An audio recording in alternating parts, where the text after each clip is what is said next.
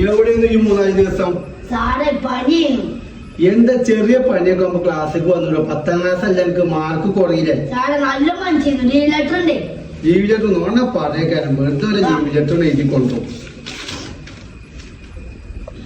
വെള്ളിയാഴ്ച ദിവസം കൂരിരുട്ട്. രാത്രി 12 മണി.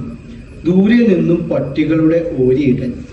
വവ്വാലുകൾ ചിറകടിച്ച് അങ്ങോട്ടും ഇങ്ങോട്ടും പറന്നു പോകുന്നു. പെട്ടെന്നതാ ശക്തമായ ഇടിയും മിന്നലും. കോരിച്ചെരിയുന്ന മഴ ആരംഭിച്ചു. ഓടിക്കിതച്ച് വീട്ടിലെത്തി കതക് തുറന്നു. അകത്തു കടന്ന ഞാൻ ഞെട്ടിപ്പോയി. കട്ടിലിൽ അതാ കരിമ്പുടം പുതച്ചൊരു രൂപം. ചുറ്റുപാടും നോക്കി ആരെയും കാണാനില്ല. വിറയാർന്ന കൈകളോടെ കരിമ്പടം മാറ്റിയ ഞാൻ ആ രംഗം കണ്ട് വീണ്ടും ഞെട്ടി.